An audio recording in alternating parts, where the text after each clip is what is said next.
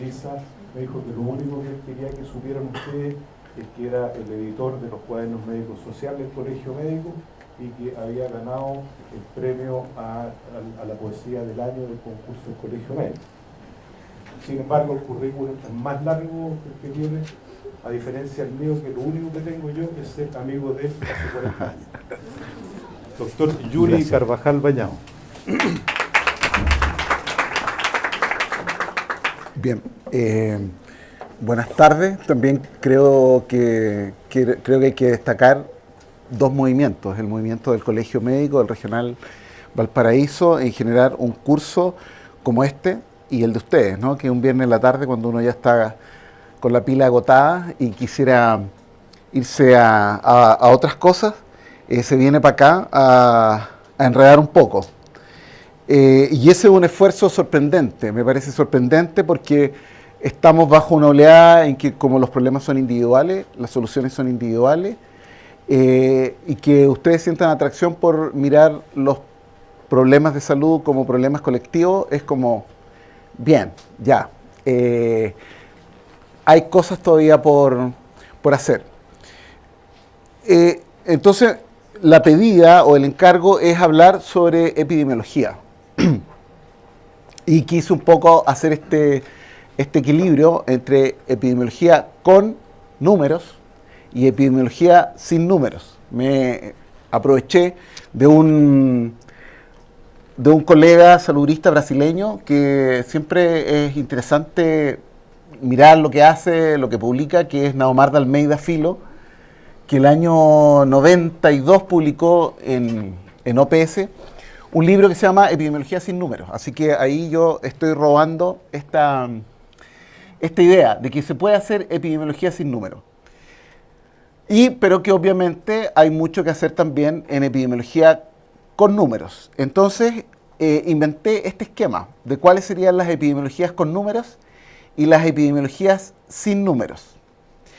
Pero antes, o sea, ¿qué podría ser epidemiología? La verdad es que epidemiología podría ser como una artesanía intelectual para encontrar patrones, para encontrar regularidades.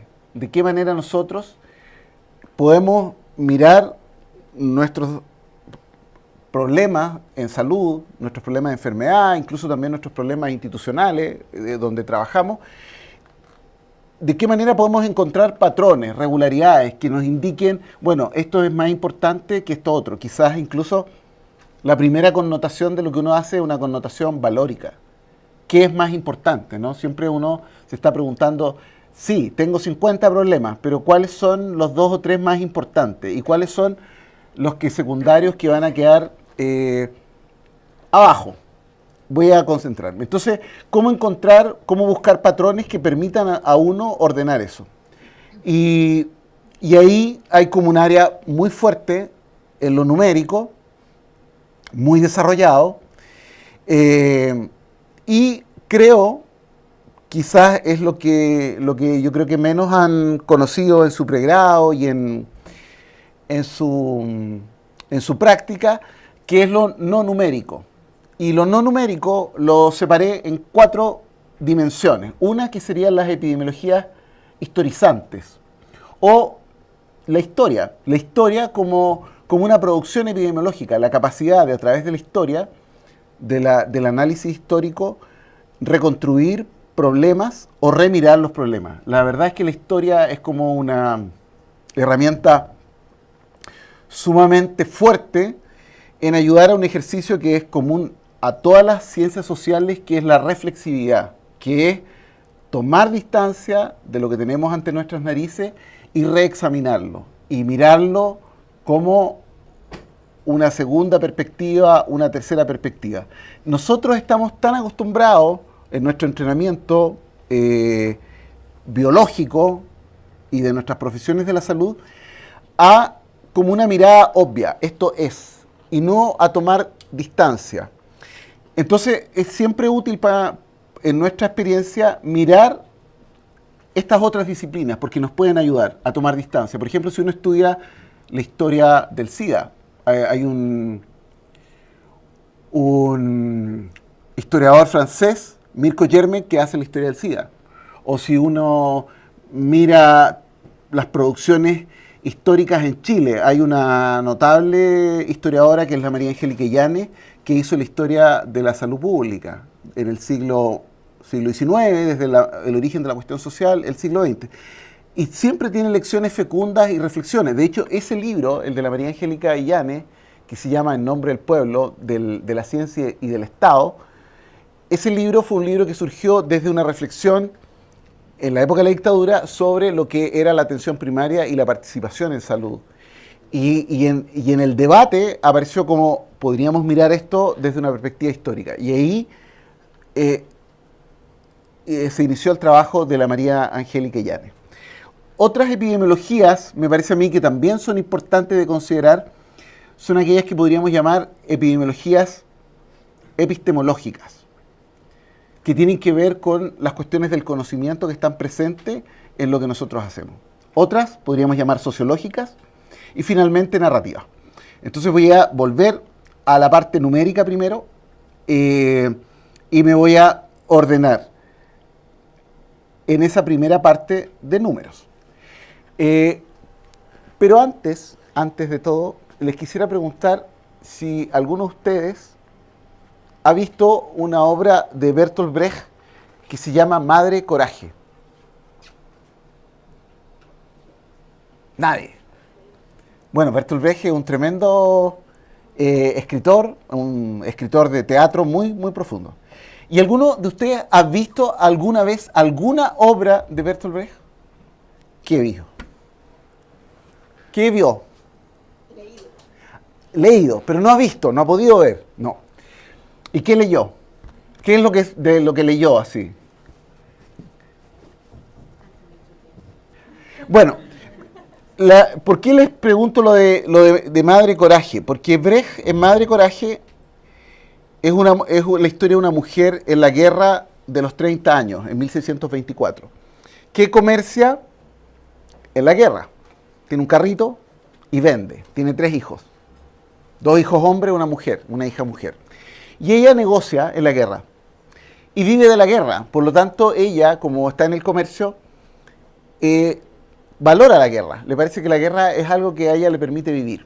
Entonces Brecht, cuando termina la obra, que es un desastre, la familia se destruye, todo mal con la guerra, él dice en una parte, Madre Coraje cree que la guerra está bien, porque le permite vivir, le permite comerciar.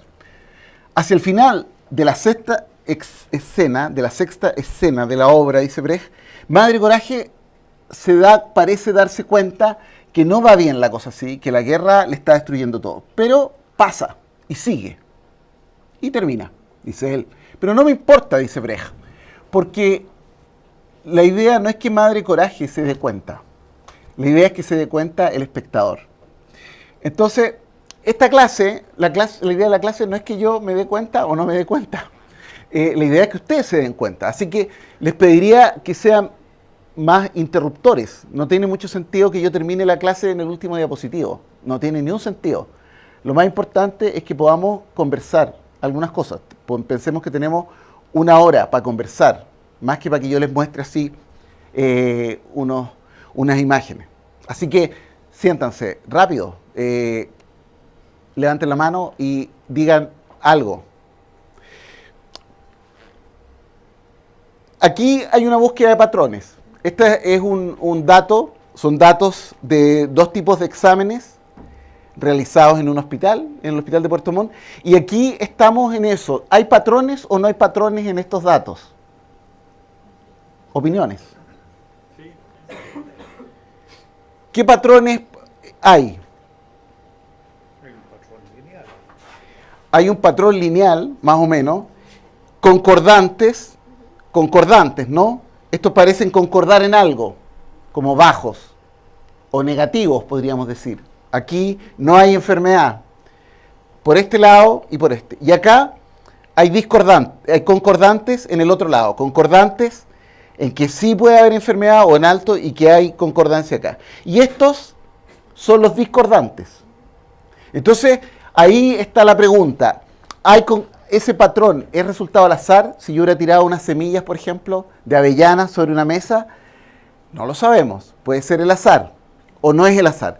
Bueno, esa es como una operación epidemiológica, de ver si hay ahí un patrón y qué interpretación puede tener ese patrón. Entonces, la epidemiología primero, me voy a tomar de algo que dice un estadístico, que él dice que la estadística tiene dos cosas: herramientas y entendimientos. Entonces, la epidemiología también tiene estos dos matices, herramientas y entendimientos. Como verán, esta es una operación epidemiológica o de artesanía intelectual hecha con herramientas, con un computador. No se puede, esto no lo hice yo a mano. Y está hecha sobre la base de una recolección de datos, también con herramientas. Estos datos vinieron desde una planilla Excel y yo la transformé. Y luego la transformé en una presentación. Y luego se las estoy proyectando con una serie de herramientas. Por lo tanto, hay mucha materialidad en el trabajo de un epidemiólogo. Si un epidemiólogo llega con las manos desnudas, está jodido, porque la epidemiología es también, como todas las otras prácticas, las prácticas clínicas, es una práctica de herramientas. Pero también de comprensiones. Por ejemplo, esto en realidad es la medición de la presión intracraniana a través de un catéter, que sería la presión el PIC, y otro a través de la medición de la vaina del nervio óptico. Entonces, una comparación de si es posible, a través de medir la vaina del nervio óptico, detectar una hipertensión endocraniana sin necesidad de meterle un catéter a una persona. Eso bueno, es importante saber eso, y es parte, digamos, del conocimiento, de la comprensión técnica del problema. O sea, no es cualquier patrón, es un patrón que tiene que tener un sentido. Lo que nosotros queremos saber es, en el fondo, acá hay hipertensión, y ahora pueden saber que acá hay hipertensión, ¿no? Acá no hay hipertensión. Queremos saber cuántos falsos positivos tenemos, es decir, no hay hipertensión medido con el catéter y sí hay hipertensión de acuerdo con la medición de la vaina. Aquí estarían, estos serían los dramáticos, ¿no? Porque estos irían a pabellón seguramente a partir de esta técnica.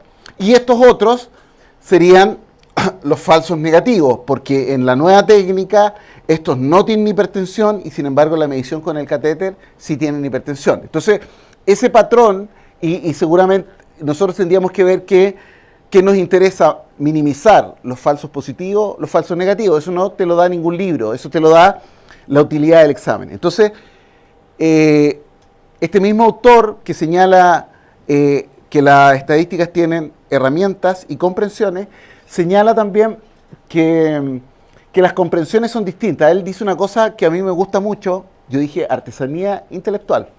Voy a avanzar dos pasos sobre eso. Voy a decir modelo indiciario o paradigma indiciario o trabajo detectivesco.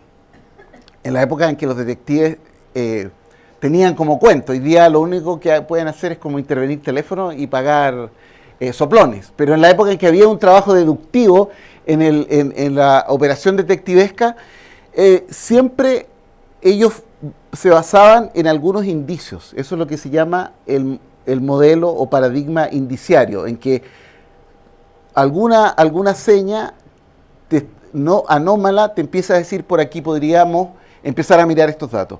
Y él señala que el trabajo con los datos es siempre un trabajo detectivesco. Y más aún, él dice que, por ejemplo, un detective de Londres no funcionaría en el oeste norteamericano o en Australia, o en París. Dice, cada detective tiene también un conocimiento localizado, así como hay epidemiólogos que están más cargados a la epidemiología hospitalaria, por ejemplo, otros a las enfermedades transmisibles, otros a los datos demográficos. En este caso ustedes ya van a ver que a mí me interesan bastante como las estadísticas, lo que pasa dentro de los hospitales. Pero bueno, ahí tenemos un patrón. Ese patrón que en el fondo es tetracórico, ¿no? Porque hemos separado los datos en 4 grupos a través de esta cuadrícula. 4 grupos. Usualmente lo llevamos a esto, a una tabla tetracórica, una tabla de 4 casillas. los verdaderos positivos, los verdaderos negativos, los falsos positivos, los falsos negativos. Eso es lo mismo que teníamos en el dibujo, pero ahora lo tenemos en una tabla. Y ahí lo que metemos son las frecuencias, ¿cierto? En cada casilla, las frecuencias. Ustedes, no sé si conocen algún material estadístico oficial de resumen que sea como tablas de frecuencias. ¿Qué documento oficial de estadística hay organizado como tabla de frecuencia? El más común es el censo. Hay otro que es más común que ese. Las estadísticas de salud. Porque en el censo, sí, yo creo que el más común es el REM. El REM son tablas de frecuencia. No sé si ustedes qué experiencia tienen con el REM, pero el REM es como, nadie lo quiere. Bueno, yo lo quiero. El REM tiene un cierto valor, pero es un modelo estadístico, un modelo de patrones, bien de los años 60, preinformático. Pero si ustedes piensan bien un REM es una casilla en donde hay una frecuencia. Edad, grupo etario y acá, no sé, prestaciones. ¿Cuántas consultas? Entre 5 a 10 años. Y ahí está la frecuencia. Obviamente que es una tabla muchísimo más compleja, ¿no? Puede tener 200 filas y 200 columnas. Es una tabla bien compleja y además está organizada en hojas y en libros. Entonces una tabla bien entreverada. Pero básicamente es esto, una tabla de frecuencia. Tiene una gracia que es maravillosa, que posee una estabilidad de las casillas. Tú puedes saber que la casilla, por ejemplo, J23 del REM 12 siempre va a contener el mismo tipo de dato. No va a variar, porque están diseñadas para generar totales a través de las casillas, ¿no? Se acumulan las casillas de todos los consultorios. Diga. Sí, los alumnos quizás no tienen tan claro. El REM es un resumen estadístico mensual en que la actividad que todos nosotros hacemos en el servicio público se consolida en unas planillas en donde está registrado lo que hiciste. Lo que hiciste en el programa del adulto, en el programa pediátrico, en oncología, en consultas de especialidades. Y están disponibles, por eso que estoy un poco hablando de esas hojitas. Están disponibles y como nadie las quiere, nadie las usa. Pero, por ejemplo, poseen la maravillosa propiedad de tener las coberturas de los programas de mamografía y de PAP. Entonces, si tú quieres saber en tu territorio cuál es la cobertura que tienes en distintos grupos etarios de esos programas de tamizaje, están en el REM, no están en otro lugar. O quieres saber las coberturas de los programas de vacuna, también están ahí. Y son difíciles de manejar, son complejas de manejar porque son grandes planillas y son como expertos. O sea, de hecho hay gente que se conoce. ¿Y tú qué? El REM 29, no, ese me lo conozco, muy bien. Y el REM 20, ni tengo idea. Ha proliferado tanto, un árbol tan entreverado, que no es de conocimiento. Pero se los digo porque ahí, por ejemplo, vayan ahora a su lugar de trabajo y digan, oye, ¿y lo que yo hago todos los días? ¿En qué REM se registra y cómo se registra y cómo lo calculan y cómo lo sacan y cómo saben que lo que yo hago fielmente genera un REM? Hay algunas actividades, por ejemplo, que no generan REM. Las hospitalizaciones domiciliarias no tienen, no generan, no están en ninguna parte. Si tú las quieres buscar, tienes que inventar. De hecho, la gente que hace hospitalización domiciliaria ha tenido que inventar sus sistemas de registro. ¿Más o menos quedó claro? Sí. Claro, en la práctica, y no solo es obligatorio llenarlo, sino que se movilizan grandes recursos para producir el REM. Y con esta inutilidad, no sé, alguno de ustedes si trabaja en un servicio municipal, pero podrían decir al jefe de la corporación, decirle, quiero ver los REM del año 2015. Y estoy seguro que los tiene en alguna parte, en papel, en unos de esas cajas de cartón. Están ahí. Nadie hace nada con eso. Se se producen, se producen, se producen. Es como un sueño de Kafka, sí. Todos produciendo. ¿Y para qué producen? REM, porque nos pide el ministerio. ¿Y el ministerio por qué nos pide? Porque necesitamos los REM. Entonces una cosa así que no tiene ningún sentido esa producción extraordinaria de estadística. Y sin embargo, un poco la idea de la clase también es decir, ahí hay algo, mírenlo, porque algo hay. Si ustedes tienen un conocimiento de lo que se está haciendo, de cómo son los procesos clínicos, cómo son los procesos de atención, y entonces ahí pueden encontrar datos que les sirvan para esto que estamos mirando, cómo encontrar patrones. Bueno, ahí hay una gran cantidad de números. Hay que meterse a explorarlos para encontrar algunos patrones. ¿Algo más? No.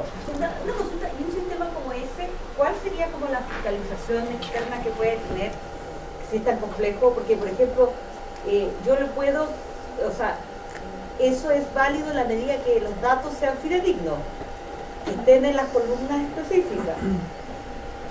Pero ¿cómo yo puedo además fiscalizar que eso corresponda a la realidad clínica asistencial? ¿Con qué lo puedo contrastar? Como estos son sistemas de los años 60, vuelvo a eso, en los años 60, como un componente básico de lo que tú dices de la realidad, un componente básico de la realidad hoy día en nuestro mundo es la traza. Pero no dije incluso la traza. Por ejemplo, si tú dices, soy diabético, ¿dónde está la marca de tu glicemia alterada? Nadie va a decir, yo soy diabético. ¿Y dónde está la traza de una glicemia que sea mayor a 140 o bajo unos criterios? Tienes que tener 2 mayores a 140, una curva de tolerancia a la glucosa.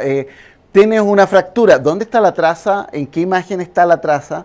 Entonces, la traza en esa época era papel.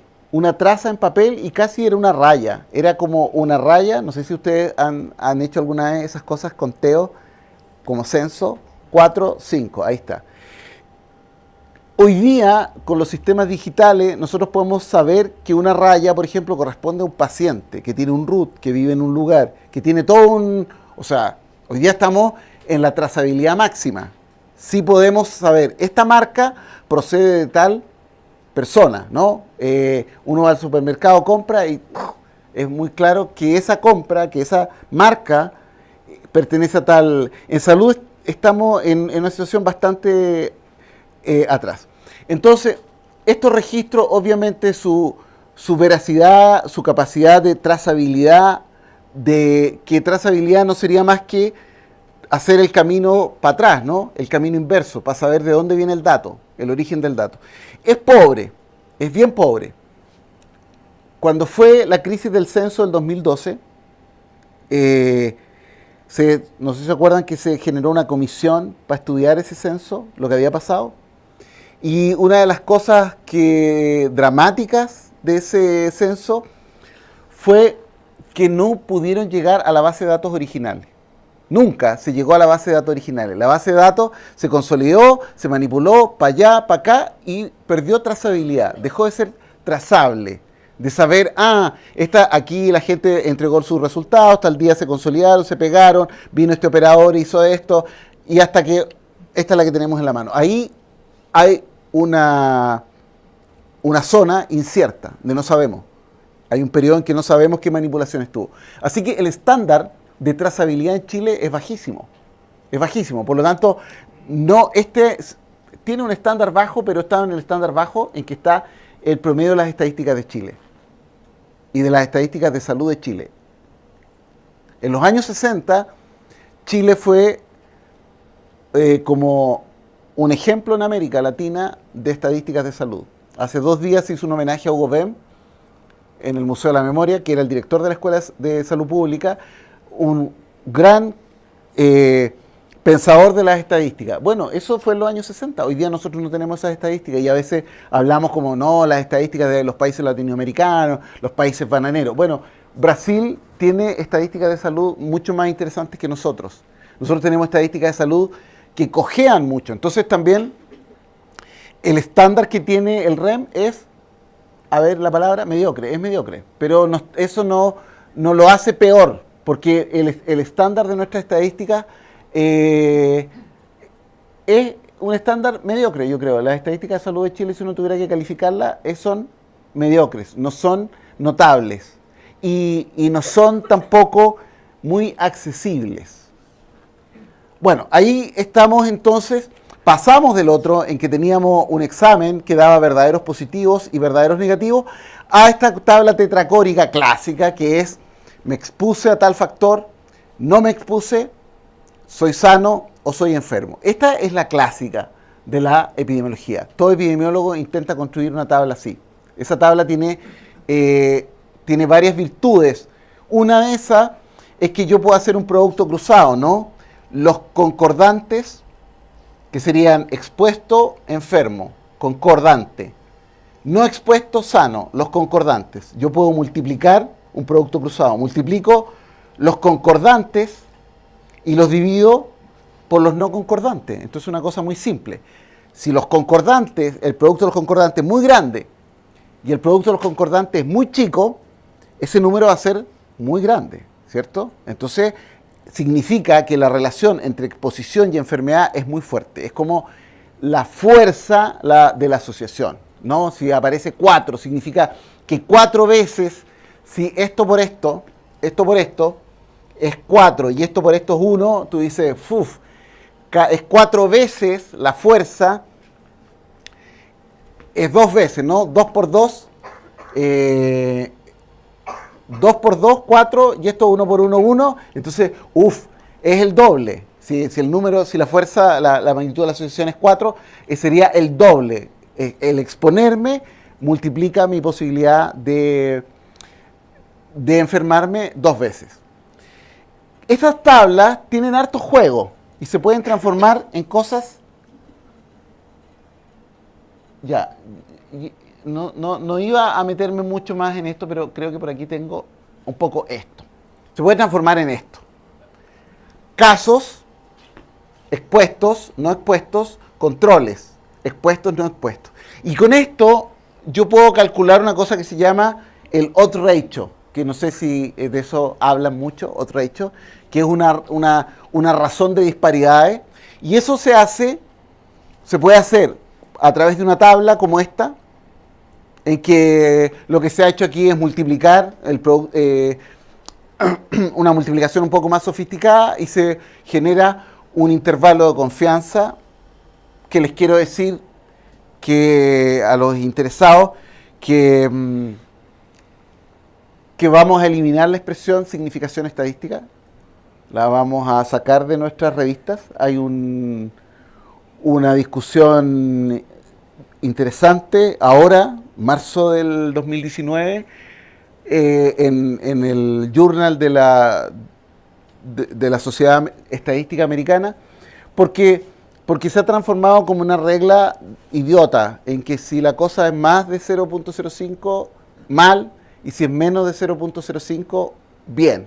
Y los journal entonces te publican si tienes menos de 0.05 y no te publican si tienes más de 0.05, el famoso p-value.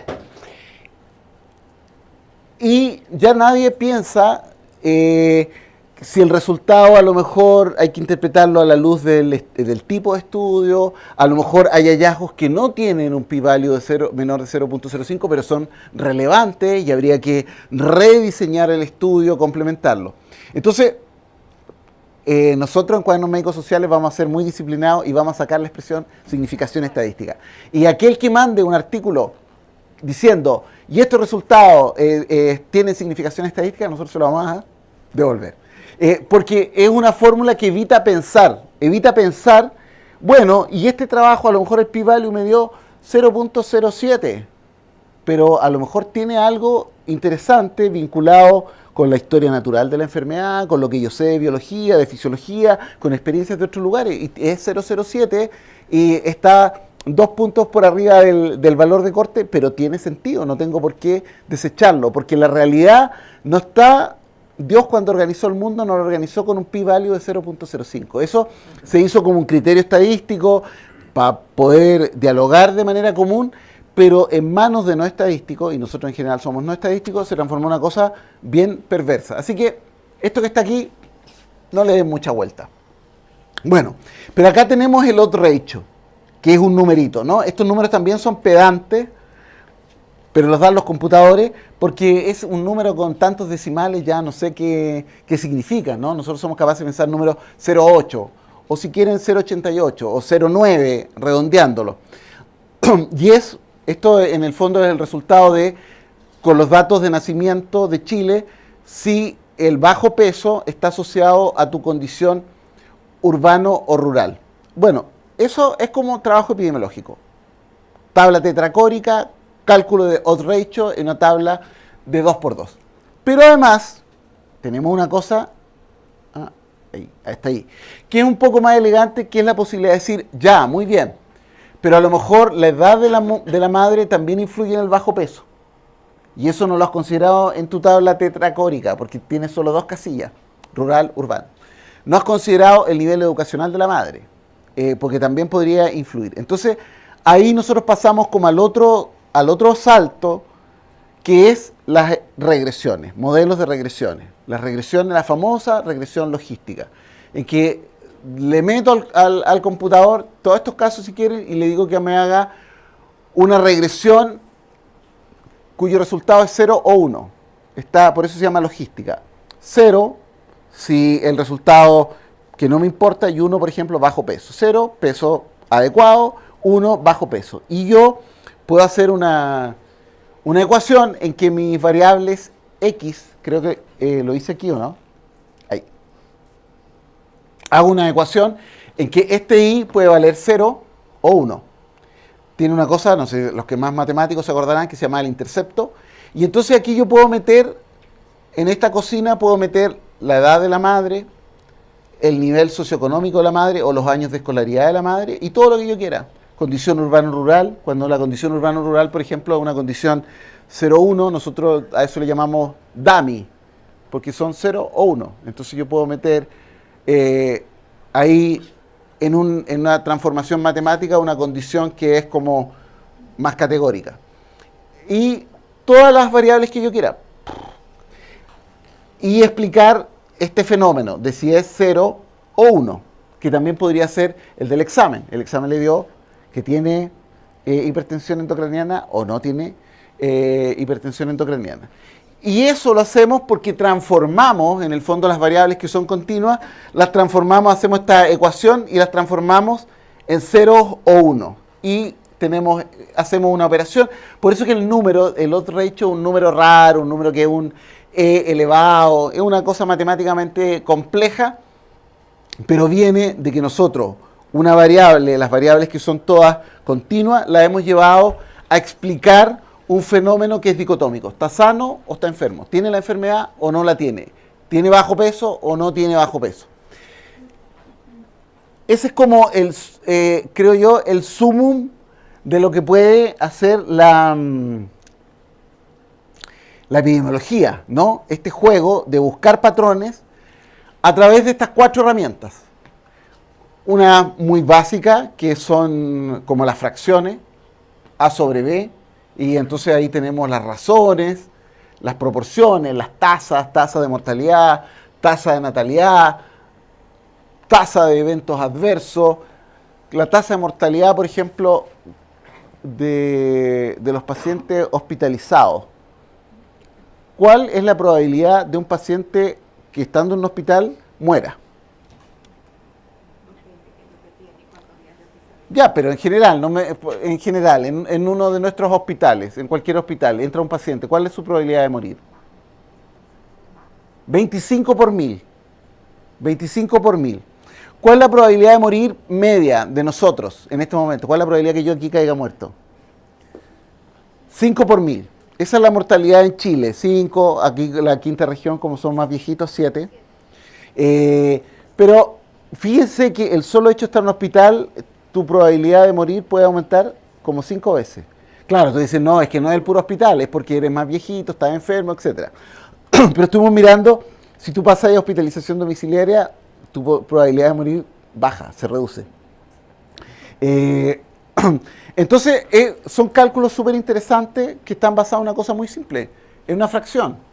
Acá tengo los fallecidos y acá tengo todos los egresos y calculo cuántos de 22.000 egresos, cuántos fallecidos tuve. Y también yo puedo mirarlos por distintos centros hospitalarios y también puedo mirarlo por servicios, por ejemplo. Esa es la primera. Luego tengo las regresiones, que ya les mostré, el ajuste de modelos. Y esta parte que es numérica, a mí me parece que es numérica, que son las tablas, ya les mostré las tablas, y los gráficos. Los gráficos también son una herramienta numérica.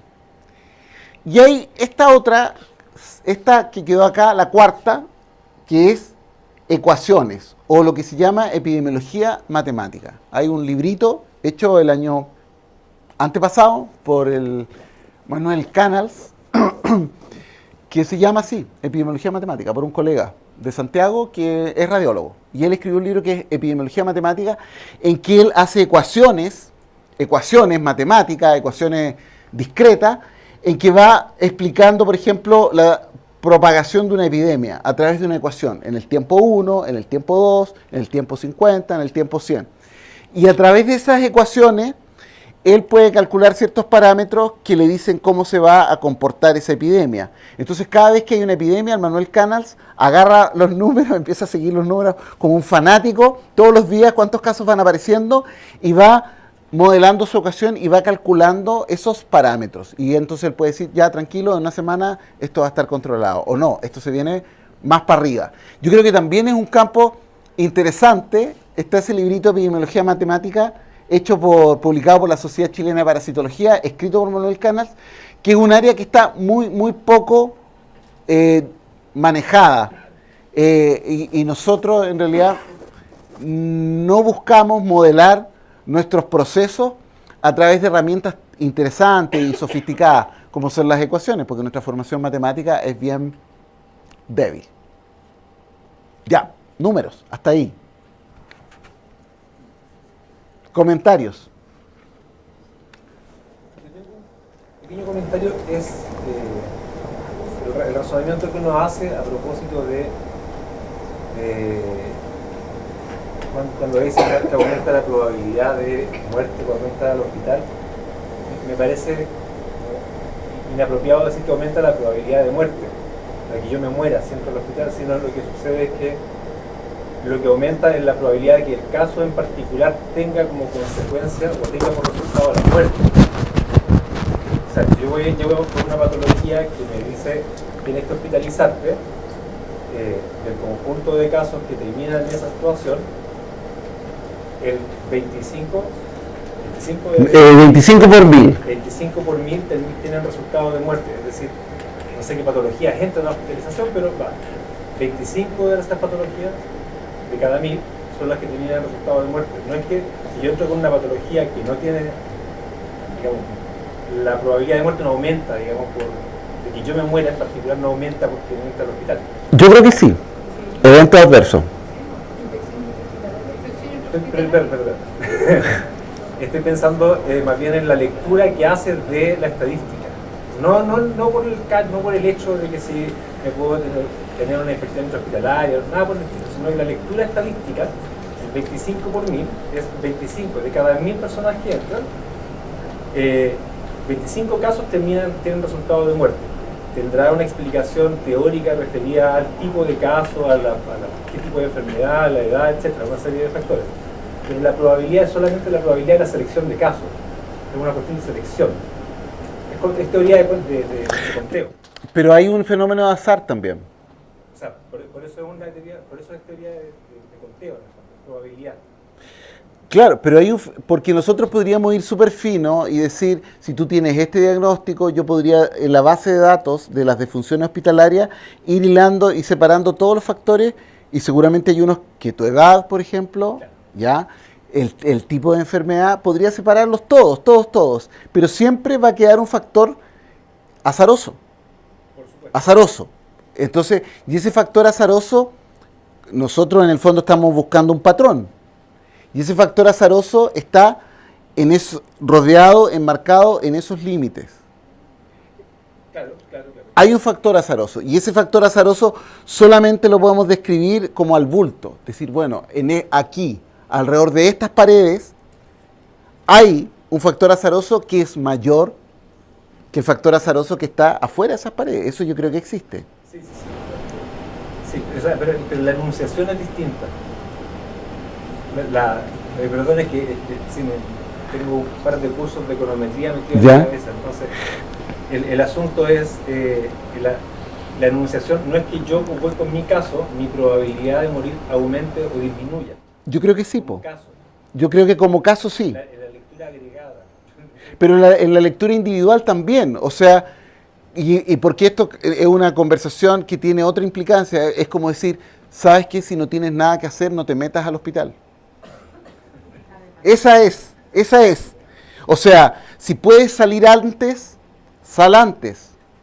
Si puedes tener hospitalización domiciliaria, sal a hospitalización domiciliaria. No es una discusión tan teórica. O sea, en esos márgenes, y yo no sé qué percepción tienen ustedes, pero en esos márgenes te pueden pasar muchas cosas. O sea, también es como, ahora iríamos acá, epidemiologías historizantes. O sea, veamos la historia de nuestros diagnósticos. O sea, nosotros tratamos la artritis reumatoidea con radiaciones ionizantes.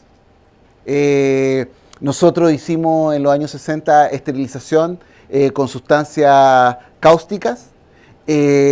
Nosotros hemos introducido medicamentos que a las personas les han generado más riesgo también. Entonces, la medicina también yo creo que tiene que ser humilde, y esto es como la conversación con los pacientes, ¿no? Y como más democrática. Decir, mira, ¿sabes qué? Estamos usando esta nueva técnica, pero ojo, porque la medicina ha introducido cosas de las cuales después ha tenido que retirarse. Y hemos tenido prácticas de las cuales nos estamos retirando. Yo creo que, por ejemplo, nuestras prácticas antibióticas, estamos en una revisión profunda de nuestras prácticas antibióticas. Nuestras prácticas de esterilización, nuestras prácticas de episiotomía, nuestras prácticas de tonsilectomía, nuestras prácticas de rasuramiento de las embarazadas. Incluso vamos a revisar, por ejemplo, nuestra oposición a las parteras, nuestra persecución a las parteras en los años 60, 70 para tener atención del parto 99% hospitalario, presencia de la familia en el parto. O sea, hay un montón de cosas que sí revelan que nuestras instituciones algo tienen, azaroso. No simplemente lo que lleva el caso, que a lo mejor el caso es el que lleva, yo te concedo, el 90%. Pero hay un 10% en que si tú vas sano, hay un...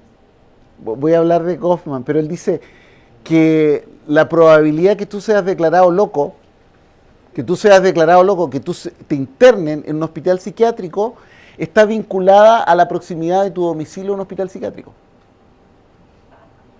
Él es un libro maravilloso en que él dice también, por ejemplo, en que haya una cierta ganancia familiar alrededor de tu locura, de declararte así, ya este tipo está no tiene discernimiento, o por ejemplo del hecho de que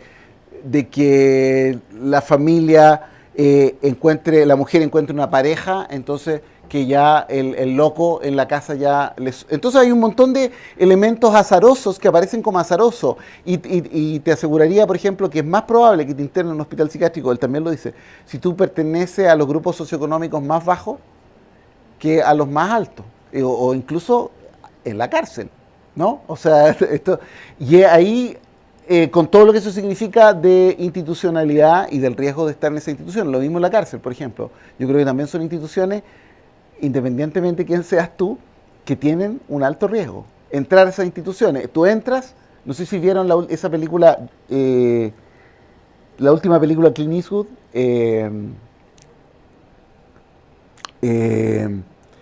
La mula.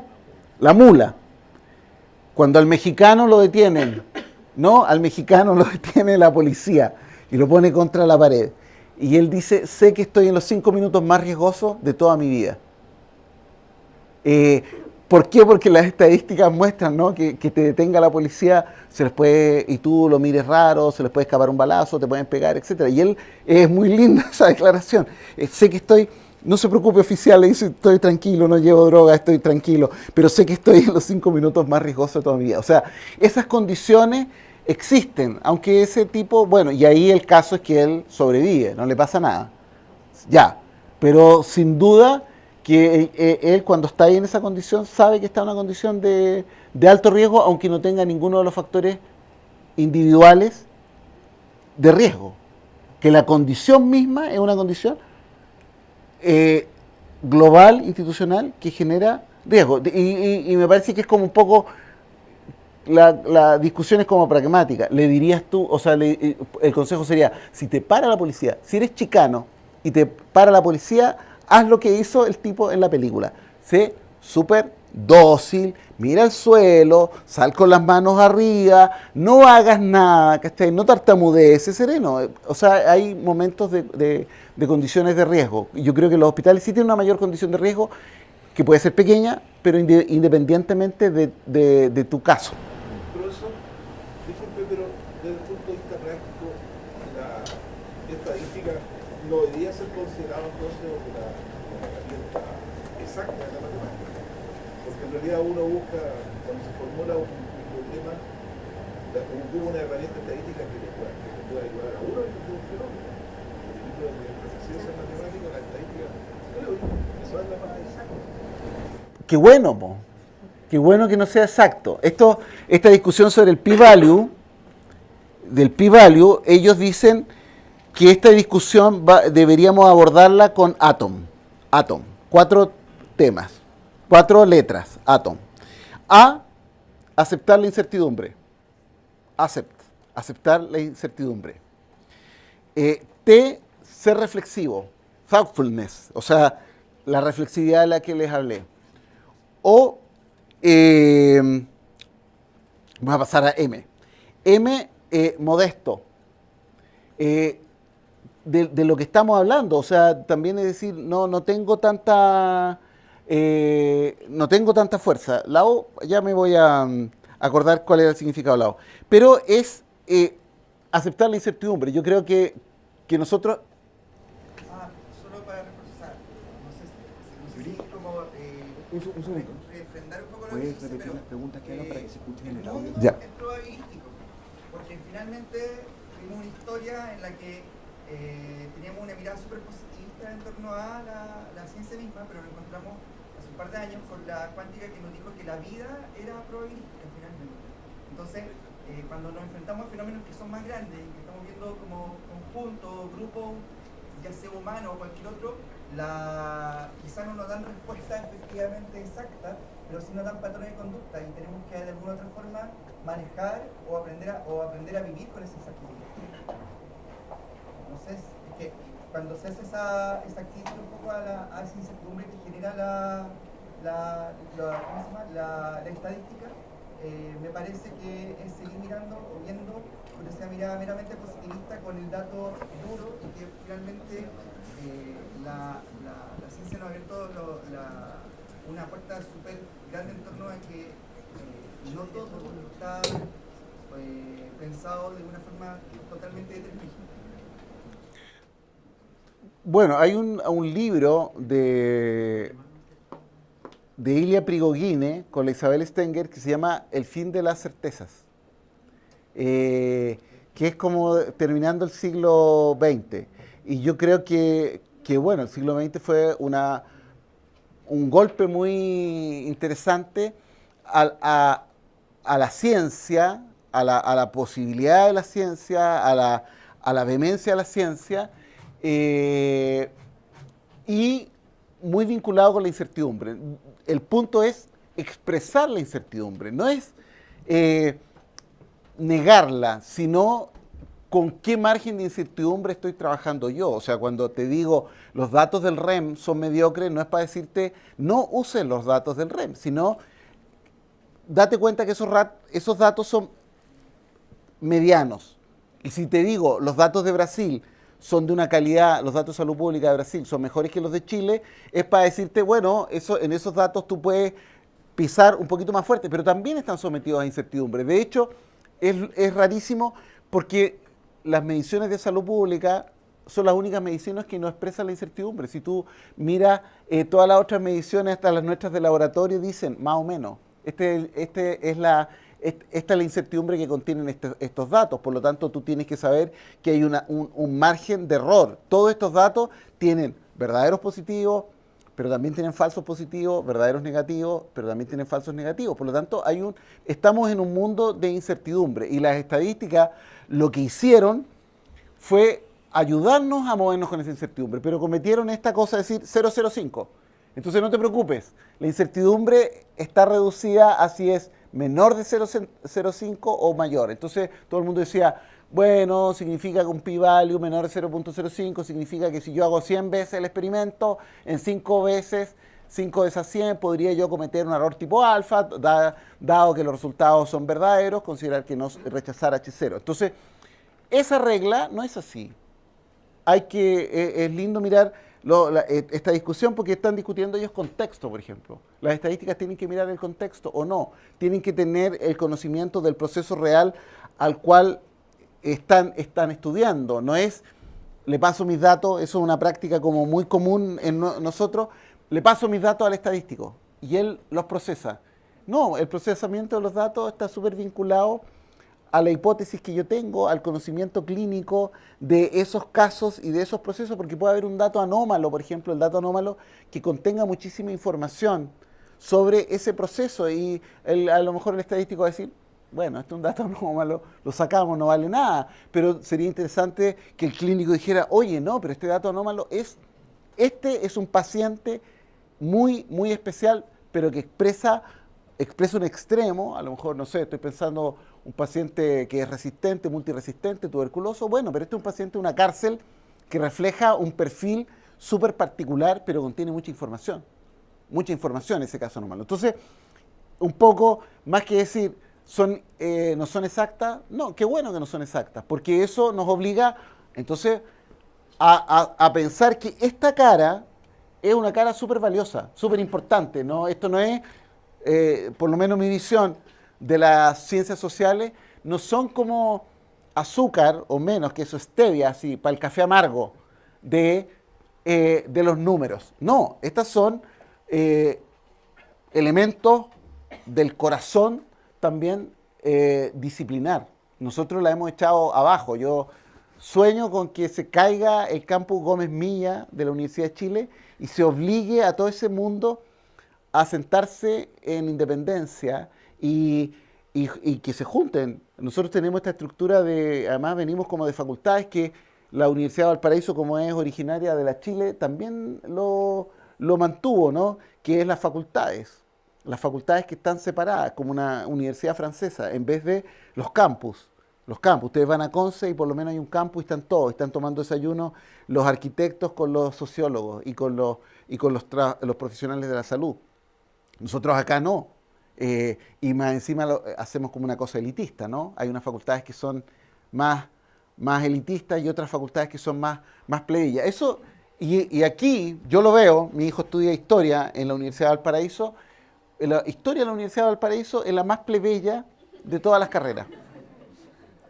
Sin embargo, bueno, yo como padre pienso que él está sentado en una mina de oro, ¿te das cuenta? Que realmente lo que nosotros podemos aprender de la historia es tremendo, es tremendo. Hay, por ejemplo, como cosas, los papers antiguos. Nosotros pensamos que los papers antiguos carecen de valor. Bibliografía, tu bibliografía, no, citas una cosa del año 2000. Lo siento, ¿cachai? No vale. Bueno, hay un trabajo bien lindo que es un estudio de los brotes de polio asociado a la vacuna de polio. Hay vacuna de polio y hay brote de polio, qué raro. Entonces, los tipos, eso les ocurrió como en África en los 80. Entonces, los tipos se recordaron que en los años 50 había unas publicaciones de brotes de polio asociados a vacuna de polio. Y habían unos trabajos como de 1914 de brotes de polio asociados a tonsilectomía o a otros o a tratamientos inyectables. Entonces, empezó a haber como toda una discusión sobre la ruptura de solución de continuidad de la piel como un factor generador de casos de polio. Posible gracias a que se fue para atrás a mirar publicaciones de 1914. Yo no sé si en Valparaíso hay algún lugar donde uno pueda consultar la Revista Médica de Chile de 1885, por ejemplo. Yo creo que no hay ninguna, no sé si, no creo, en la biblioteca de la facultad no está, más aún la gente cree que, estos son cachureos, botémoslo. Si ustedes miran, o sea, quieren ver el Lancet de 1885, está online. Nosotros no tenemos un desprecio por el saber antiguo. Incluso el otro día un colega me decía, ¿sabes que yo tenía unos libros viejos? Y mi hermano me preguntó por una técnica quirúrgica antigua, que estaba complicado en el caso y no sabía. Y yo fui a mi viejo libro y ahí estaba la técnica y la pudimos reconstruir. O sea, esta idea de que el conocimiento es progresivo, es lineal, la historia y los estudios históricos en temas de salud y de medicina, yo creo que la ha puesto bien en tela de juicio. Y ahí tenemos otra grave separación, porque los historiadores van por su lado y nosotros vamos por nuestro lado. Entonces, creo que siempre es interesante en un grupo que se dedica a estudiar un problema nuevo, que busque a su historiador, que lo pueda ayudar y que le pueda dar otra perspectiva. Las epidemiologías epistemológicas me parece a mí que están vinculadas básicamente con dos cosas. Bueno, aquí puse algo sobre de la epidemiología que podríamos llamar historizante. Este es un trabajo de una mujer que se llama Hannah Landecker, está publicado el año 2015. Ella es una historiadora de la biología y ella está estudiando la resistencia antibiótica. Y aquí ella acuna una expresión que es la historia de la biología. Y ella dice, bueno, ahí aprendí unas cosas que ni me imaginaba, por ejemplo, que Pfizer era una empresa productora de alimentos y producía ácido acético, pero producía ácido acético con bacterias. Entonces, cuando viene la era antibiótica, ellos, como sabían, un poco hace una industria de bacterias y la llevan al terreno de los antibióticos. Pero lo que ella dice ahí es que nosotros, al generar una producción industrial de antibióticos, hemos introducido la historia en el campo de la biología. Y hemos introducido la historia humana, la historia de la industria humana del siglo XX en el campo de la biología y hemos generado toda una transformación radical en la aparición de nuevas especies bacterianas que contienen resistencia a partir de una expresión, incluso ni siquiera las que nosotros tratamos, sino a nivel de todas las bacterias, porque hay bacterias que ni siquiera tienen efectos patógenos y que sí tienen los genes de resistencia antibiótica a través de transmisión horizontal. Entonces,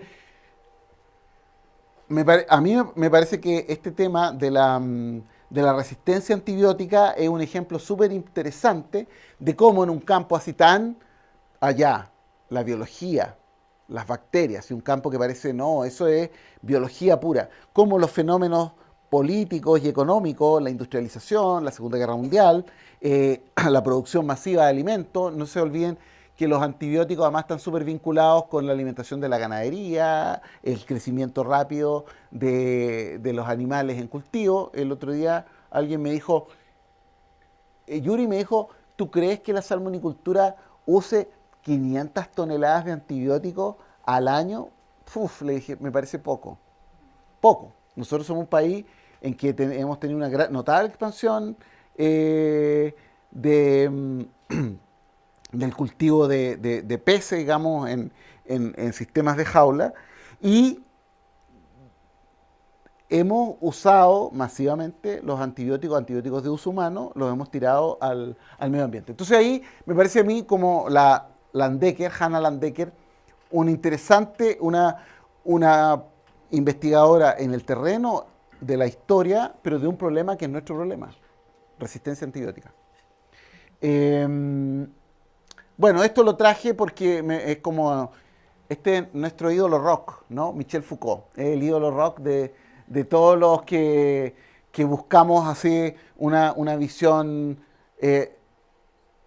reflexiva de la medicina. Foucault era hijo de médico Y él, este es su segundo libro, El nacimiento de la clínica, y él aquí en este libro básicamente lo que dice es que la clínica, el espacio clínico, es un espacio que genera una forma de ver. De hecho, el libro se llama Arqueología de la mirada médica, una arqueología de la mirada médica. Él quiere hacer una historia distinta, por eso usa la palabra arqueología, no usa la palabra historia. Él es como nietzscheano, Nietzsche hablaba de genealogía, entonces hace su arqueología, pero me parece a mí que mucho de lo que él dice aquí tiene relevancia. O sea, nuestros espacios clínicos, atención primaria o hospitales, son espacios en que nosotros a través de toda una movilización técnica de laboratorio, de imagenología, y en eso él también seguimos en la mirada, seguimos en la imagen. O sea, pasamos de la anatomía patológica, él está escribiendo mucho de Bichat que se burla, así dice, conocía a un galeno que pasaba horas al lado de la cama del enfermo, dice, pero si quieres saber la verdad, dice, abrid algunos cadáveres. Y se titula un capítulo, Abrid algunos cadáveres, que es ver, la visibilidad, esta idea de que la medicina tiene que ver ese interior invisible. Pero hoy día seguimos en eso todavía, seguimos viendo a través de la profusión de la imagenología, la idea de que la verdad científica de la medicina está muy vinculada con la visibilidad.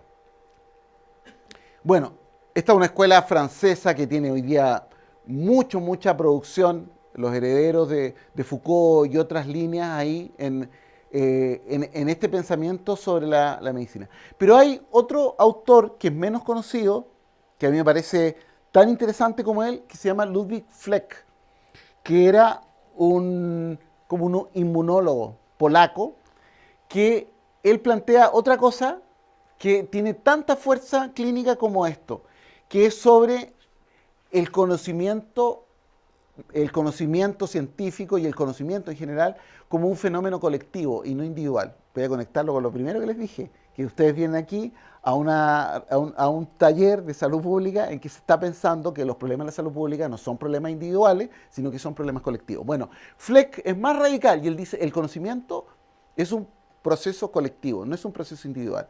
Como Descartes, que dice, yo, René Descartes, estoy mirando la realidad y quiero saber si me engaño o no me engaño. Entonces, Fleck dice, no hay un sujeto individual, el sujeto de conocimiento no es individual y el objeto de conocimiento tampoco es individual. Esto pertenece a colectivos de pensamiento, a grupos de pensamiento. Esta idea después la va a tomar Kuhn, que es famoso, con su libro La estructura de las revoluciones científicas, pero él está pensando en algo que yo creo que la medicina hoy día lo ha desarrollado muchísimo. O sea, hoy día no hay una persona que haga un diagnóstico. El diagnóstico está repartido, está difuminado entre tecnólogos, laboratorios, maquinarias, equipos que se calibran, pruebas diagnósticas, lugares, recintos. Entonces, esta idea de que el conocimiento es distribuido, no está localizado en un punto ni en una cabeza, está muy repartido, y de que la producción de conocimiento es colectiva, me parece una idea muy poderosa, porque estamos como en un momento de la humanidad en que todas las fuerzas dicen tenemos que maximizar al individuo. El individuo es como la joya. Todo lo que vaya en bien del individuo, la libertad del individuo, etc. Y sin embargo, estamos en una encrucijada que es cada vez más colectiva. Es loquísimo lo que está pasando, es un cruce. Cada vez los problemas son más colectivos y sin embargo, cada vez nuestra forma de pensar enfatiza lo individual. Hace 2 días atrás, ¿no? Todos estos locos que dibujaron el hoyo negro, no sé cuántos fueron, miles, y movilizando una capacidad estadística de computador, una capacidad estadística y una capacidad de observatorio. O sea, ese fenómeno es colectivo. O sea, no hay, creo que el tipo lo dijo, ¿no? O sea, esto no lo podría haber hecho nadie. No era una cosa así, no, Einstein, va a venir Einstein una pizarrita y va a hacer. Eso ya se acabó. Se acabó en la medicina, se acabó en la física, y creo yo también que se acabó como en estas encrucijadas planetarias, ¿no? Como el calentamiento del planeta, la extinción masiva de especies, en general como la gran perturbación sobre el planeta Tierra, no un problema de solución individual. Entonces, Fleck está mucho en eso. Él tiene un librito chiquito que se llama Génesis y estructura de un hecho científico. Él murió el año 61. Nadie supo que había muerto, Fleck, su familia. Y el año 62, Kuhn, en el librito de la estructura de las revoluciones científicas, él dice, muchas de mis ideas están tomadas de un libro que encontré ahí en la biblioteca Harvard, que se llama no sé cuánto. Y ahí como todos dijeron, ¿y quién es este Fleck? Y empezaron a mirar el libro de Fleck, y entonces Fleck es como un autor póstumo. Hoy día hay como una gran valoración y se publica sobre Fleck. Los brasileños tienen una revista que es súper Fleck. Pero Fleck murió en Israel, él era polaco, estuvo en un campo de concentración, trabajó en la vacuna contra el tifo exantemático, y él después migró a Israel y murió ahí anónimo. Incluso él viajó a Brasil en el año 56 a un congreso de inmunología, y los brasileños ahora dicen, oh, vino Fleck el año 56, ninguno de nosotros lo fue a ver, qué sé yo. Muy interesante, Fleck. Bueno, acá está Goffman, sociólogo. La sociología de la salud, sociología de las instituciones. Él tiene este libro que se llama Internados, en que él habla de estas instituciones totales. Y ahí un poco es donde él dice esto de los locos. La posibilidad que te pongan en un hospital psiquiátrico y que te internen depende, más que de tu diagnóstico, depende de la distancia que vivas tú a un hospital psiquiátrico. Pero él aquí está buscando un patrón también, casos a casos. Esto es como un método bien etnográfico.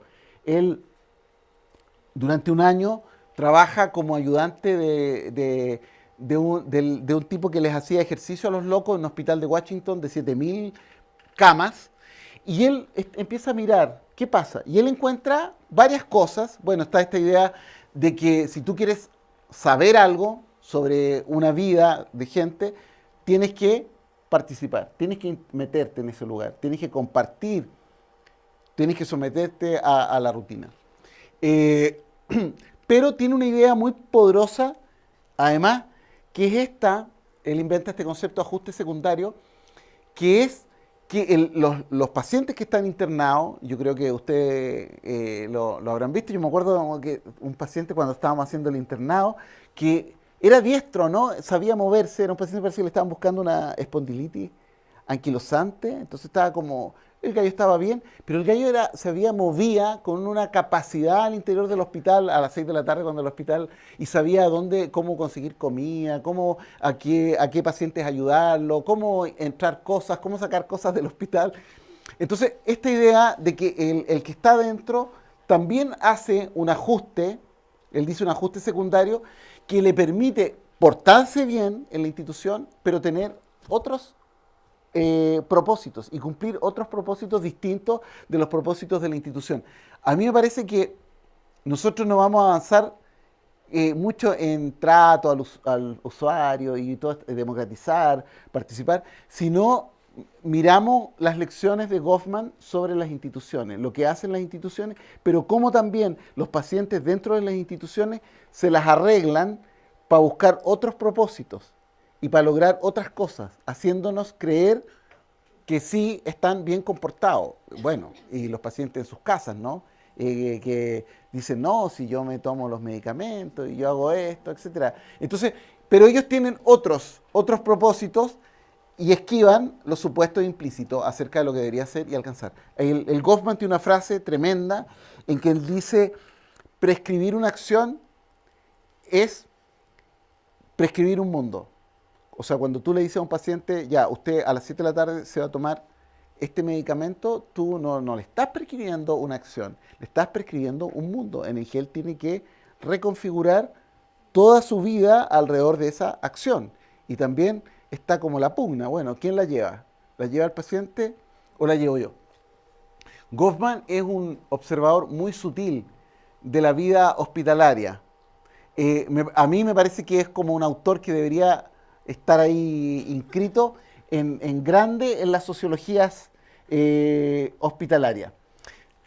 También hay algunos autores hoy día que han entrado a ver las urgencias, por ejemplo. A mí hay un artículo muy lindo que se llama Cuando las enfermeras saben más. Entonces cuenta, por ejemplo, en las urgencias, llegan los pacientes y las enfermeras Entonces están todos ahí preocupados de diagnosticar un viejo que entra en compromiso de conciencia. Entonces la enfermera le registra los bolsillos y le dice, doctor, mire lo que tenía en el bolsillo el paciente, ¿cachai? Y una caja o un envase de medicamento. Entonces una forma sutil de decirle, ¿sabes qué? El diagnóstico que has hecho está errado. Acá hay indicios de que el diagnóstico podría ser una intoxicación por estos medicamentos. Entonces, como se lo digo, no se lo puedo decir así, oye, toma mejor la historia o examina mejor al paciente. Entonces, esos juegos, por ejemplo, bueno, ¿quién hace el diagnóstico? ¿Cómo se hace el diagnóstico? Cuando una enfermera te dice, doctor, ¿por qué no revisa de nuevo al paciente de la cama? ¿Está segura? ¿Está seguro de la indicación que le dejó? En realidad está también elaborando un diagnóstico, está haciendo una pugna dentro de las reglas permitidas por la institución para meter su diagnóstico en el proceso hospitalario.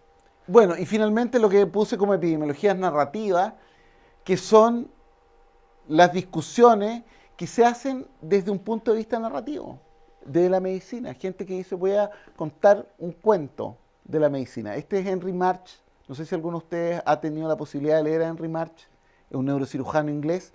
Hizo un libro que fue un bestseller que se llama Ante todo no harás daño, que es como primum non nocere, muy mal traducido, deberían enlojado como primum non nocere nomás, con eso está listo. Y luego hizo este que se llama Confesiones, que él está a punto de jubilar y cuenta su historia. Esto es increíble, porque esto es, claro, el Sistema Nacional de Salud inglés, pero para mí es Chile. Es increíble. O sea, no he encontrado, no he leído nunca una crítica tan profunda a lo que nos pasa hoy día como la de Henry March. Ahí, ¿en cuántas líneas? Como en 15. O sea, hay otros que, no sé, refieren a una serie de estadísticas, considerando teorías, y él lo que dice es que este problema, no sé si lo han vivido, pero yo lo siento así, que se confía en la mercadotecnia, los ordenadores, hospital digital, y el lucro, ¿no? No sé si han visto, para COP25 es una gran oportunidad de negocios, y conseguirán de algún modo resolver el problema. O sea, decir, ¿qué tanta cosa? Si aquí bastaría con un poco de informática, un poquito de ingenieros. Estoy sorprendido la fuerza que tienen los ingenieros en el sector salud, así, ingenieros con planillas Excel, ¿no? Cuadros de mando integral, balance scorecard, ya, con eso, y el lucro van a resolver el problema. Y entonces hay que externalizar, hay que comprar afuera, outsourcing, mejoras en la gestión. Entonces él dice, es como un juego de silla. Cambia la música, pero las sillas siguen siendo las mismas. Y los políticos parecen incapaces de admitir ante la opinión pública que el sistema sanitario está quedándose sin fondos.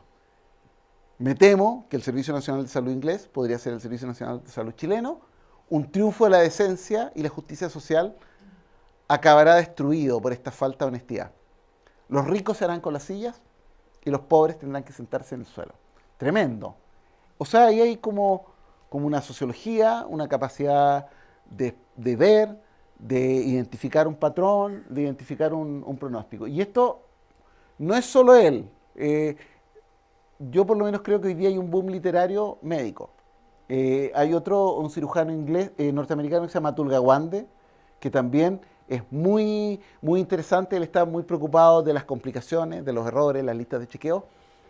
Hay un oncólogo norteamericano que se llama Siddhartha Mukherjee, que también es muy interesante lo que está escribiendo. Y siento que también aquí nosotros deberíamos echar mano de esta fuente para saber lo que pasa. En Chile, ¿quién podría ser? La Lina Meruane, por ejemplo, que ella ha escrito un poco sobre lo que pasa. El Miguel Cotov, que escribió su Guillain Barré en un servicio privado. Entonces, esta es la fuente, creo que está más viva y que nosotros miramos menos también. La capacidad narrativa y la capacidad que tiene la literatura de revelar hechos, de encontrar problemas, de encontrar patrones y también quizás de buscar soluciones. Entonces, con eso termino en esta idea entonces de que la epidemiología cabalga entre los números y los no números, y por eso que hice 4 y 4, la hice bien equilibrada, identifiqué como 4 epidemiologías que son numéricas, fuertes, y 4 epidemiologías que no son numéricas y que deberían ser también muy fuertes y que deberían estar en su caja de herramientas frente a cualquier problema que les aparezca. Eso.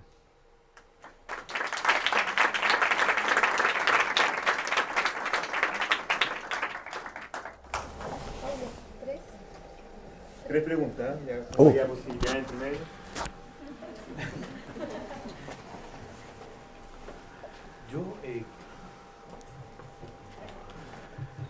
Yo lo que quisiera preguntarte, volviendo un poco a Foucault, este tema que a mí me preocupa mucho hace mucho tiempo, que es la construcción de la normalidad. La construcción de la normalidad. ¿Qué tanto hay construcción de la normalidad en el ser humano, digamos, en nuestra acción médico y cómo vemos al otro desde el punto de vista de la epidemiología o desde el punto de vista de las arbitrariedades? Nos hemos dado cuenta cómo de repente se establecen ciertos parámetros numéricos que nos dicen esta persona está sana o esta persona está enferma y no sabemos cómo se ha construido esa normalidad. ¿Qué pasa con los números? ¿Qué pasa con la epidemiología para construir, por ejemplo, la normalidad en cuanto a los parámetros de colesterol en la sangre, que sabemos que hace 30 o 40 años atrás la normalidad era con parámetros mucho más altos que lo que están ahora? Y uno se explica de repente que hay cosas de consenso internacional de gente que está un poco interesada en vender más fármacos para controlar eso, y por eso bajan los niveles. Entonces, la pregunta en el fondo es, ¿qué tanto hace la epidemiología para construir normalidades? Juntamos las preguntas mejor, porque puede ser que alguna... ¿Seguro? ¿Sí? Bueno, ¿hay más?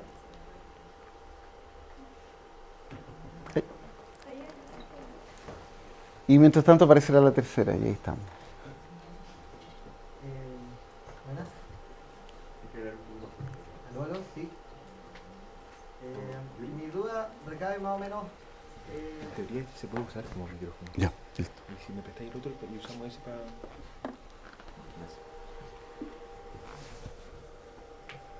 Ya.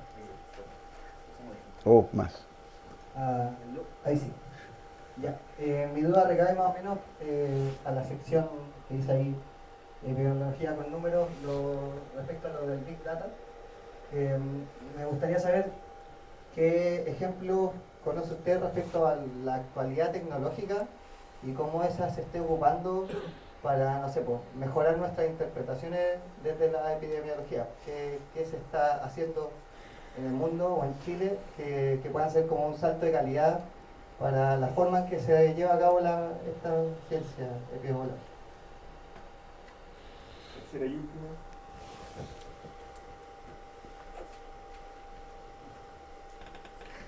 Se concentraron acá, hay un patrón. Hay un patrón, ¿ves? El patrón, la izquierda siempre es más presente. Mi pregunta es, ¿qué modificaciones o qué cosas se deberían agregar como en la formación de profesionales de la salud para avanzar hacia que la epidemiología sin números sea también como igual de importante que la... Ya, voy a partir por esa, que es la más fácil, creo yo. Yo creo que nosotros nos vamos a avanzar, voy a ser así bien fuerte, hasta que las universidades no comprendan que el currículum debe ser 50 y 50. 50% ciencias sociales y 50% biología. Todo lo demás es chamullo, o sea, todo lo demás es gotas de NutraSweet o de stevia para la amargura de la biología. Yo hago un ramo de narrativa médica con el Pepe Navarro, que es un genetista. Hacemos un curso que se llama Literatura, Ciencia y Medicina, que es un curso de formación general, un CFG. Entonces, claro, es como el curso de los hippies. Como, somos súper buena onda y estos vienen y hablan, ¿cachai? Pero el decano, Manuel Cucullán, compañero nuestro, salido de acá, o sea, él no cree que es crucial, voy a decir así, que un médico haya leído a Chekhov. O sea, es como parte, todo médico tiene que haber leído a Chekhov, porque si no, no sabe una cosa básica de la medicina, ¿cachai? Que es el juego con el paciente. Nosotros, además, nuestro trabajo es un trabajo súper narrativo, porque contamos historias, escuchamos historias, formulamos historias, escribimos informes, leemos informes también. Nos tragamos historias, no nos tragamos historias. Entonces, yo creo que la modificación curricular tiene que ser esa, o sea, 50 y 50. Los tipos van a decir, no, pero es que los alumnos tienen que saber el ciclo de Krebs, tienen que saber la RNA transcriptasa inversa. Ya, pero así también tienen que saber Chekhov. Y entonces pongámonos de acuerdo. Mientras no hagamos eso, yo creo que vamos mal. Vamos mal, porque carecemos de esas destrezas que son cruciales. O sea, llegamos a un lugar a atender pacientes y no sabemos cómo hablar de la vida cotidiana, por ejemplo, cómo hablar de su sexualidad, de cuestiones que son jodidas de hablar y creemos que simplemente se pueden tratar técnicamente. Ah, no, es que mire, si usted lo que le pasa es porque los estrógenos están aquí en un nivel no sé cuánto, aquí está el examen y listo. Y no sabemos. Pacientes con cáncer, por ejemplo, la gente con cáncer quiere saber si puede caminar o no puede caminar, si puede tener vida sexual o no tener vida sexual, si tiene que comer cosas integrales o no cosas integrales. Y nosotros le decimos, ¿sabes qué? No podemos hablar de eso porque no tenemos evidencia. No hay estudios que den evidencia sobre eso, ¿cachai? No somos capaces de movernos un poco más allá, de decir, ¿sabe qué? Buena pregunta, nunca me la había hecho. La voy a revisar y le voy a decir, hay un libro muy bonito que se llama El Anticáncer, que es de un psiquiatra que tiene un cáncer y el tipo empieza a preguntarse esas cosas y va y los colegas no le saben responder. Entonces, yo creo que habría que ser como bien radical, un currículum de ciencias sociales en que se entienda que la medicina es una actividad colectiva, social, y por lo tanto necesitas tener conocimiento histórico, conocimiento epistemológico, conocimiento filosófico. Ahí yo hice una mezcla, mezclé lo filosófico con lo histórico, con lo epistemológico, conocimientos sociológicos, y cuando digo sociológico estoy hablando antropología, etnografía, etnología, antropología médica, o sea, sociología, microsociología como la de Goffman, pero sociología de la ciencia, sociología de las estadísticas. No se rían, hay una sociología de las estadísticas. También las estadísticas son un fenómeno colectivo, por lo tanto son susceptibles de ser estudiadas sociológicamente. Y finalmente, narrativa. Entonces, habría que entender que ese es un bagaje, un super bagaje, es una super mochila. No es así como tan simple, no, si eso, léete el manual, sea usted sociólogo en 10 días, y con eso estás. Entonces, esa sería como... 2, la normalización. Bueno, la curva gaussiana, Gauss inventó esa curva que es una ecuación súper compleja, la campana de Gauss. En general, el Jan Hacking dice en su libro, El nacimiento del azar, que la única cosa que se comporta gaussianamente es la proporción de hombres y mujeres en una población dada. Y dice, ¿sabes por qué? Porque en el fondo es una binomial negativa. Y sabemos que una binomial negativa tiende a una gaussiana.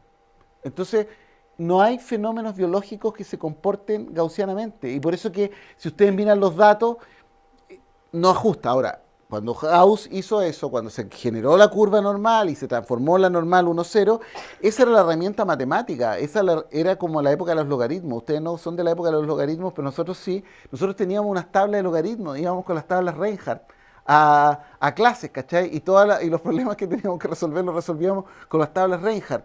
Hoy día tenía un computador, el computador resuelve esas cuestiones de una manera mucho más simple. Es como un marino que dijera el sextante. Sí, pues, pero ya ahora tenéis GPS, no necesitáis el sextante para ubicarte. Pero en su época, sin duda que fue útil. Entonces, la curva de Gauss y las transformaciones gaussianas, yo creo que sirvieron mucho en una época en que las matemáticas estaban en desarrollo. Fenómenos biológicos que se asimilen a curvas gaussianas, muy poco. Ahora sí. Y eso yo creo que es lo que la bandera de Foucault, es decir, cómo la medicina genera esta idea, esto es lo normal, esto es lo patológico. Es como una arbitrariedad, ¿no? Cuando yo digo, aquí va a ir en la regresión el I sano y el 1 y 0 sano y 1 enfermo. No es tan fácil la distinción entre el sano y el enfermo, por un lado. Y luego el estigma. También hay un libro de Goffman que se llama Estigma, muy lindo. O sea, el estigma, es decir, ya, yo tengo, mi parámetro de glicemia está por sobre lo que los parámetros de una población. Ya, pero eso significa además que yo tengo una serie que no puedo manejar, que empiezo a ser un tipo en la vida, otro tipo. Entonces, como el rol disciplinar de la medicina, yo creo que eso existe, el rol disciplinar. Y la restricción hacia y la prescripción de un mundo y también como la discriminación. Hasta hace poco la homosexualidad era una enfermedad en el DSM, ¿cierto? Y hay cosas que hoy día estamos empezando a mirar desde otra perspectiva. Nosotros hemos sido testigos de esa transformación radical de lo que era enfermedad, hoy día no es enfermedad. No sé si saben, hace 10 años atrás en Chile la homosexualidad era un delito penal, no era ni siquiera un delito así civil, era un delito penal. Por sí solo iba, se procesaba, no tenía ni siquiera que denunciarlo. Si alguien se enteraba, tenía que denunciarlo. Entonces, y la medicina ha sido parte de eso también, po. Ha sido parte de eso. Nosotros ahora estamos como en la jubilación de un héroe, yo creo que es el doctor Macmillan, que, o sea, en los años 70, él tuvo el coraje de decir, existe esto, que son los transgéneros, y yo tengo que ayudar, ¿no?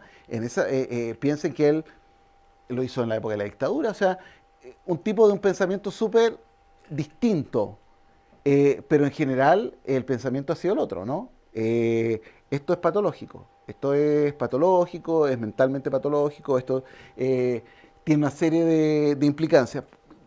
Como la lección sería la misma un poco del hospital, o sea, cuando nosotros hagamos un diagnóstico, nunca nos olvidemos que tiene consecuencias morales. Siempre tiene consecuencias morales. El Goffman dice en su librito la carrera moral del enfermo. Ser enfermo es hacer una carrera moral también. Entonces, nunca nos olvidemos de eso. Es como un dato, está ahí, va a estar siempre, es como la incertidumbre. Siempre va a estar la implicancia moral del diagnóstico. De lo que se trata, como la incertidumbre, de reducirla, de expresarla. Decir, bueno, hoy día esto tiene esta expresión moral, ojalá que sea lo mínimo, porque lo más probable es que en 10 años más estemos dando un giro sobre esta expresión moral. Yo creo que estamos en ese proceso. Big Data.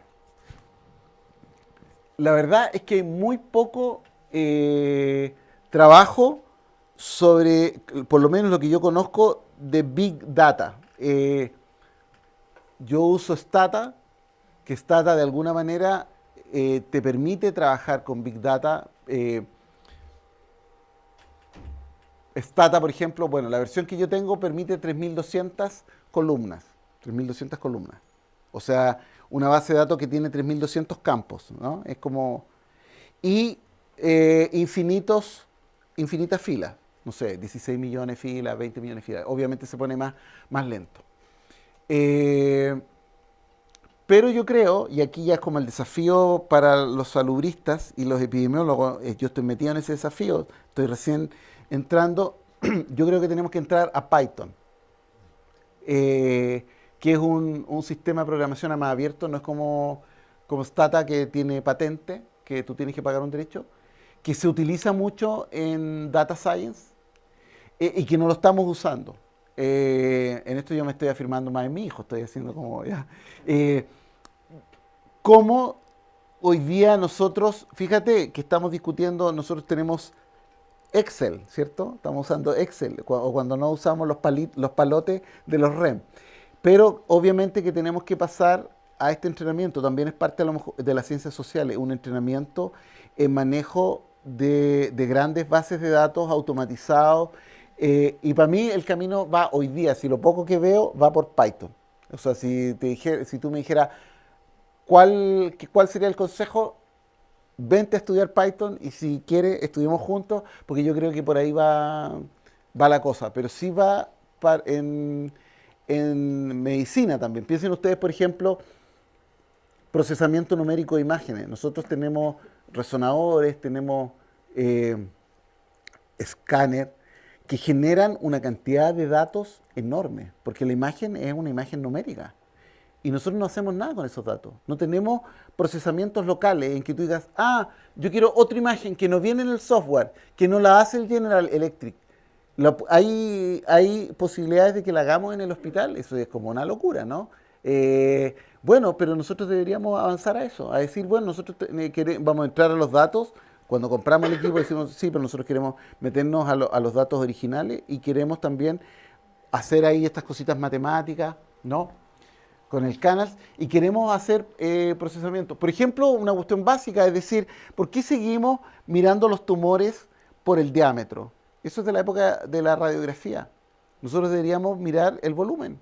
Si esa es la masa tumoral no es el diámetro, es el volumen de una superficie, de un cuerpo más, que no es una esfera tampoco, y eso lo podríamos manejar. Bueno, ahí hay como desarrollos como yo creo bien interesantes, que son como más una epidemiología hospitalaria, no más que poblacional.